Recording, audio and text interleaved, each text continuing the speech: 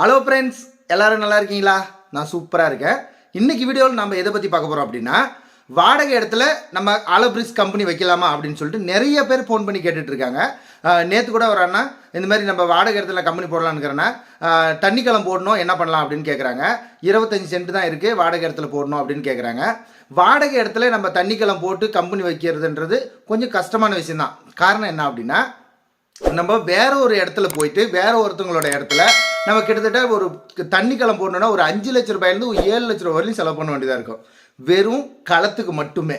அதனால் நம்ம அதுக்கு இப்போ நம்ம ஒரு 2 வருஷம் 3 வருஷம் நிறைய பேர் அக்ரிமெண்ட் போடுறீங்க. இந்த மாதிரி போடுறதுனால என்ன பண்ணுதுன்னா, ஒரு 2 வருஷம் கழித்து நீங்கள் காலி பண்ணுங்க அப்படின்னு சொல்லிட்டு அந்த இடத்தோட ஓனர் சொல்கிறது, அதுக்கப்புறம் அவங்களே கம்பெனி போடலான்னு கூட அவங்களுக்கு தோணும். ஏன்னா நம்ம போய் அங்கே மார்க்கெட் பண்ணி வச்சுருக்கோம், அவங்க நம்ம பண்ணுறது நம்ம விற்கிறது இதெல்லாம் பார்த்துட்டு நம்மளே போட்டிருக்கலாமே அப்படின்னு அவங்களுக்கு ஐடியா வரும். அது வரையும் அவங்களுக்கு ஐடியா வந்திருக்காது, ஆனால் நம்ம செய்கிறத பார்த்துட்டு அவங்களுக்கு ஐடியா வரும்.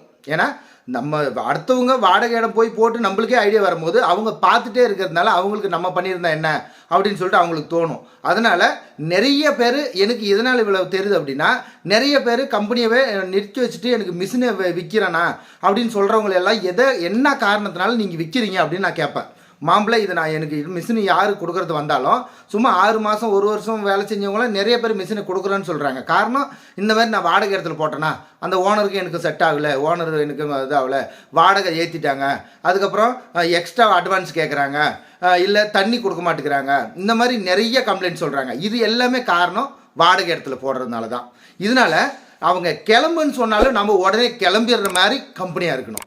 இதுக்கு நம்ம என்ன பண்ணலாம் அப்படின்னா, நீங்கள் ஆலோ பிளாக்கு நார்மல் களம் போடலாம். ஏன்னா ஒரு 2 லட்ச ரூபாயில் நார்மல் களம் போட்டுற முடியும். ஆனால் இப்போ இருக்கிற மார்க்கெட்டு வேகத்தில் ஆமாம் மற்றவங்களுக்கு நம்ம போட்டியாக நம்ம அதிகமாக நம்ம பண்ணணும் அப்படின்னா தண்ணி களம் தான் பெஸ்ட்டு. ஏன்னா மற்றவங்களுக்கு ஏற்கனவே 10 வருஷம் 20 வருஷம் போட்டவங்களாம் இருக்காங்க. அவங்க முன்னாடி நம்ம போட்ட உடனே வெளியே தெரியணும் அப்படின்னா தண்ணியில் கியூரிங் பண்ணுறோம் அப்படின்னு சொல்லி கஸ்டமரை வர வச்சா தான் உண்டு. புதுசாக போடுற ஆலோ பிளாக் கம்பெனிக்கு இதுதான் மெத்தடு. இதில் நம்ம சொந்த இடமா தான் 100% நீங்கள் தண்ணி கலம் போட்டு ஆலோ பிளாக் கம்பெனி வைக்கலாம். நீங்கள் டெய்லியும் ஒரு 1000 1200 கல் அடிக்கலாம். இந்த மாதிரி ஒரு 12 லட்ச ரூபா மேலே செலவாகும். இந்த மாதிரி நீங்கள் சொந்த இடத்துல இருக்கிறவங்க இப்படி நீங்கள் செலவு பண்ணுங்கள். உங்கள்கிட்ட காசு இருந்தால் இந்த மாதிரி பண்ணுங்கள், இல்லை அப்படின்னா உங்களுக்கு இருக்கிற பிஸ்னஸை பண்ணிகிட்டு இருக்கிறது நல்லது. ஏன்னா கடன் வாங்கி எந்த பிஸ்னஸ் பண்ணாலும் கன்ஃபார்மாக அது லாஸில் தான் முடியும். கடன் வாங்கி எந்த பிஸ்னஸும் ஆரம்பிக்காதீங்க. ரெண்டாவது, இது நம்ம வாடகை இடத்துல என்ன கம்பெனி போட்டால் நம்மளுக்கு கரெக்டாக இருக்கும் அப்படின்றது தான் நம்ம இதுக்கு பேச வந்தோம் இந்த வீடியோவில். அதனால் வாடகை இடத்துல பிளேயர்ஸ் கம்பெனி போடலாம். பிளேயர்ஸ் கம்பெனின்றது உங்களுக்கு எல்லாமே தூக்கிட்டு போயிடலாம். கிளம்பு அப்படின்னு சொன்னால் எல்லாத்தையுமே எடுத்துகிட்டு போயிடலாம். ஏன்னா சட்டு போடலாம், சட்டும் கழட்டிக்கலாம், மிஷினரி எல்லாத்தையுமே தூக்கிட்டு போயிடலாம். பிளாட்ஃபார்ம் போடுற வேலையே கிடையாதுங்க. நம்ம அப்படியே அதிகமாக நம்மளுக்கு அங்கே செலவானால் ஒரு 1 லட்ச ரூபாய் நம்மளுக்கு லாஸ் ஆகலாம். கிளம்புன்னு சொன்னதுக்கப்புறம் இந்த 1 லட்ச ரூபாயில் போனால் போதுன்னு சொல்லிட்டு நம்ம கிளம்பி போயிடலாம். தேவையே இல்லை அப்படின்னு சொல்லிட்டு நம்ம கிளம்புன்னு சொல்லும்போது போனால் போது 1 லட்ச ரூபாய் அப்படின்னு சொல்லிட்டு என்ன இந்த 1 லட்ச ரூபாய் செலவுனா அந்த பெட்டு போடணும். எப்படி அந்த மிஷினை உட்கார வைக்கிறதுக்கு ஒரு பெட்டு ஒன்று போடணும். இந்த ஃபிக்ஸ் பண்ணுற செலவு அப்படி இப்படி 1 லட்ச ரூபாய் செலவாகும். அது போனால் போகுதுன்னு சொல்லிட்டு காலி பண்ணு சொன்னால் நம்ம இடத்த மாற்றிட்டு வேறு பக்கம் கம்பெனியை மாற்றிட்டு போயிடலாம். இந்த பிளேயாஸ் கம்பெனின்றது இந்த நிலக்கரி சாம்பிளை வச்சு சிமெண்ட் செங்கல் சேம் அளவில் நம்ம செங்கல் மண் செங்கல் இருந்ததில்ல, அதுவே நம்ம ஒரு 10 நாளைக்குள்ளே 10-15 நாளைக்குள்ளே கல்லை ரெடி பண்ணி விற்றுடலாம். 1 ரூபாயிலேருந்து 2 ரூபா வரையும் கிடைக்கிறதுக்கு வாய்ப்பு இருக்குது. பிளேயாஸ் கம்பெனி இது எல்லாமே 20 லட்சம் 30 லட்சம் 50 லட்சம் 1 கோடி ரூபாய் வரையும் போட்டு தான் இந்த கம்பெனி வைக்கணும் அப்படின்றது எல்லாமே பழக்கி வச்சுருக்காங்க நம்ம மிஷினரி கம்பெனிக்காரும். நம்ம அக்கமக்கம் இருக்கிறவங்களும் இது பெரிய பட்ஜெட்டு வேலை அப்படின்ட்டு கிடையவே கிடையாது. குறைஞ்சது 6 லட்ச ரூபாயிலேருந்து இந்த மிஷினை வாங்க முடியும். ஆலோ பிளாக் கம்பெனியோட பிளேயாஸ் கம்பெனி போடுறதுக்கு இதோட கம்மியாக போட முடியும். ஆலோ பிளாக் கம்பெனிக்கு நம்ம மிஷினரி 3.5 லட்சம் அப்படின்னா பிளாட்ஃபார்ம் போடுறதுக்கே 3 லட்சம் ஆகும். கிட்டத்தட்ட அது ஒரு 7 லட்ச ரூபாய் மேலே இருந்தால் மட்டும்தான் ஆலோ பிளாக் கம்பெனி ஆரம்பிக்க முடியும். ஆனால் அதே 7 லட்ச ரூபாயில் பிளேயாஸ் கம்பெனி ஆரம்பிச்சிடலாம். பிளேயாஸ் கம்பெனி உங்களுக்கு ரேட் கம்மியாக போகிறதுனால குவாலிட்டி கம்மியாக வருமா? கல் கிடையாது. அதே ப்ரெஸ்ஸிங்கே கிட்டத்தட்ட 30 டன்னு 25 டன்னு 20 டன்னுக்கு மேலே தான் 2 கல் ப்ரெஸ்ஸிங்கு. இது ஹைட்ராலிக் ப்ரெஷர். நீங்கள் அதுக்கு கம்மி போடணுன்னா ஆலோ பிளாக் கம்பெனிலே ஆலோ பிளாக் மிஷின்லேயே போடலாம். நானே நிறைய பேர் கம்பெனி 2-3 கம்பெனி போட்டு கொடுத்தேன். அதில் கம்ப்ளைண்ட் வருது. அதனால் நீங்கள் வந்து ஆலோ பிளாக் மிஷினில் பிளேயாஸ் போடணுன்ற எண்ணத்தை விட்டுருங்க. அது செட் ஆகலை. நானே 2-3 கம்பெனி போட்டு கொடுத்தேன். அவங்க போட்ட இடத்துல எல்லாமே நல்லா தான் வந்துச்சு. கல் குவாலிட்டியெல்லாம் சூப்பராக வந்துச்சு. ஆனால் கல் அடிக்கிறவங்க கரெக்டாக அடிக்க மாட்டேங்கிறாங்க. அவங்க ஃபினிஷிங்கை மாற்றிடுறாங்க. கொஞ்சம் ஆலோ பிளாக் வந்து எப்படி மாற்றி போட்டாலே ஓரளவு கல் வந்துடும். ஆனால் பிளேயாஸ் 100% அப்படியே நான் எவ்வளோ போட்டேன்னா எத்தனை பாண்டில் எது போட்டோம் கரெக்டாக போட்டால் மட்டும்தான் உங்களுக்கு பிளேயாஸ் வரும் ஆலோ பிளாக் மிஷினில். அதனால் நிறைய கம்ப்ளைண்ட் வந்தது. அதனால் இது போடாதீங்கப்பான்னு சொல்லிட்டு அப்புறம் நான் போட்டு கொடுத்த கம்பெனியை கூட பிளேயாஸ் கம்பெனி டைரெக்டாக பிளேயாஸ் போடுறதுக்கு அது ஆலோ பிளாக் மட்டும் அடிச்சிக்காங்க அந்த மிஷினில்னு சொல்லிட்டு பிளேயாஸுக்குன்னே தனி மிஷின் போட்டாங்க. அது நான் போட்டு கம்பெனி எல்லாமே மாற்றி விட்டுட்டேன். அதனால் நீங்கள் வந்து ஆலோ பிளாக் மிஷினில் பிளேயாஸ் போடணுன்றதை விட்டுருங்க. இதுக்கு 2க்கும் தனித்தனி மிஷின் எல்லாம் 2 மட்டும் இல்லை, எல்லாமே உங்களுக்கு வந்து எந்தெந்த மிஷினு போடணுமோ எந்தெந்த கல் போடணுமோ அதுக்கான மிஷின் மட்டும்தான் கல் 100% குவாலிட்டி வரும். இதனால் நீங்கள் ஆலோ பிளாக் மிஷினை வச்சு விட்டுருங்க. இது வந்து குறைஞ்சது 6 லட்ச ரூபாயில் பிளேயாஸ் கம்பெனி போட்டுற முடியும். மிஷினரி மட்டும் நீங்கள் சட்டு உங்கள் இஷ்டம் எவ்வளோ வேணாலும் போட்டுக்கலாம். அது நானே பண்ணி கொடுக்குறதுனாலே பண்ணி கொடுக்குறோம். ஒரு நாளைக்கு இந்த 6 லட்ச ரூபா மிஷினு எவ்வளோ கல் அடிக்குன்னு கேட்குறாங்க. இது வந்து குறைஞ்சது 3000 கல் அடிக்கலாம்.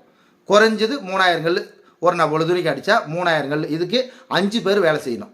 4 பேர் 5 பேர் வேலை செய்யலாம். ஒன்று இது ஃபஸ்ட்டு மெத்தடு. ரெண்டாவது ஒரு 8 to 9 லட்ச ரூபாயில் கம்பெனி போட்டுடலாம். இது வந்து 6000 கல்லுலேருந்து 7000 கல் வரையும் எடுக்கலாம். இது வந்து 4 கல் வரும் ஒரு பஞ்சுக்கு.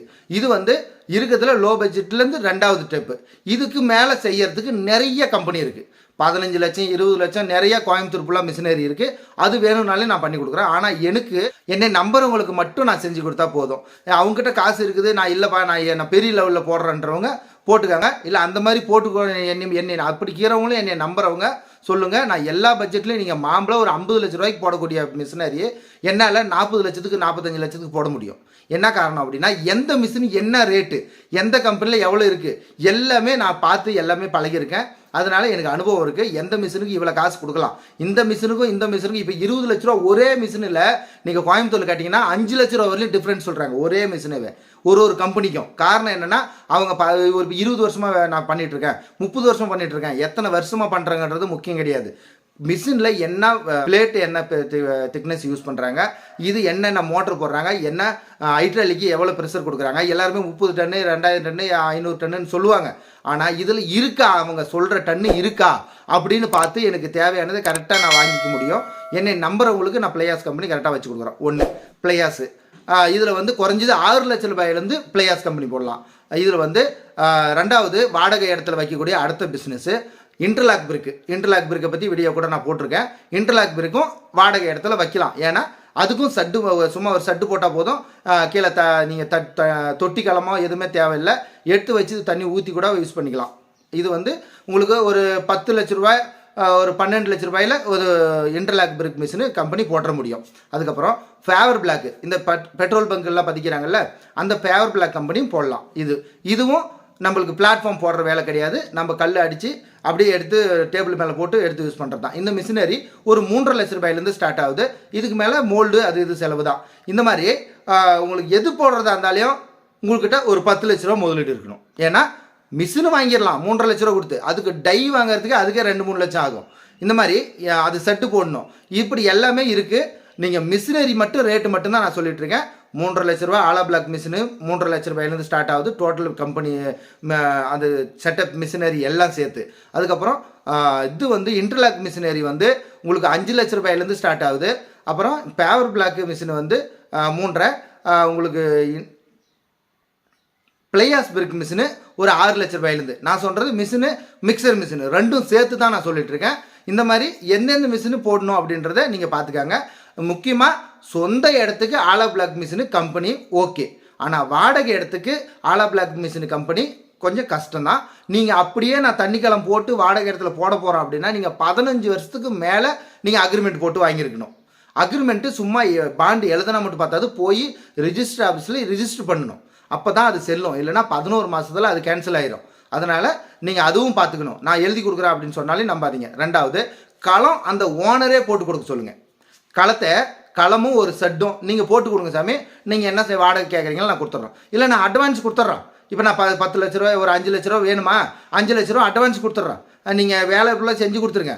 போகிற அன்றைக்கி அந்த அட்வான்ஸ் காசு கொடுத்துருங்க. அப்படின்னா இந்த லீஸ் மாதிரி அந்த மாதிரி பண்ணுறது. ஏன்னா ஓனர்கிட்ட காசு இல்லைன்னு சொன்னாங்கன்னா இந்த மாதிரி பேசுங்க. நீங்கள் முக்கியமாக ஒரு இடத்த பார்த்துட்டு எங்கிட்ட நான் கம்பெனி போட்டு கொடுக்கணும்னு கூட கிடையாது. ஒரு கம்பெனி போடணும் அப்படின்னா ஒரு இடத்த பார்த்துட்டு டவுட்டுக்கு எனக்கு ஃபோன் பண்ணுங்கள். நீங்களே கூட போட்டுக்காங்க. ஆனால் அதில் என்னென்ன பிரச்சனை வருதுன்றதை நான் அட்வைஸ் பண்ணுறேன். எனக்கு தெரிஞ்சதை சொல்கிறேன். அட்வைஸ் பண்ணுற அளவுக்கு நான் பெரிய ஆள் கிடையாது. நான் என் அனுபவத்தை நான் உங்ககிட்ட சொல்கிறேன். ஏன்னா யாரும் போய் கஷ்டப்பட்டுறக்கூடாது, யாரும் போய் லாஸ் ஆகி ரிட்டர்ன் வரக்கூடாது. எல்லாரும் சேர்ந்து பொழைக்கணும். இதுக்கு நம்ம தெரிஞ்சவங்க ஒருத்தர் உதவி பண்ணிக்கினா மட்டும்தான் எல்லாரும் சேர்ந்து பொழைக்க முடியும். இல்லைனா பணக்காரன் ஆகிட்டே இருப்பான். ஏழைக்கிறவன் ஏழையாக கூலி வேலை செஞ்சுட்டே கிடக்க வேண்டியதான். இப்படி நம்ம அவன் தனித்தனியாக இருக்கிறதுனால தான் இப்படி தனித்தனியாக கிடக்கிறோம். அதனால் நம்ம எல்லாரும் சேர்ந்து இப்போ கூட இருக்கிறவனா கையை பிடிச்சி கூட்டும் போகிறது தப்பே கிடையாது. நம்ம கையை பிடிச்சி கூட்டும் போகிறதுனால நாம ஒன்றும் கீழே போக போகிறதில்ல. அதனால் முடிஞ்ச அளவுக்கு ஒருத்தர் உதவி பண்ணி வாழலாம். எல்லாரும் சந்தோஷமாக வாழணுன்றது தான் என்னோட கணக்கு. முடிஞ்ச அளவுக்கு நம்ம ஒருத்தர் உதவி பண்ணி வாழுவோம். பாய்.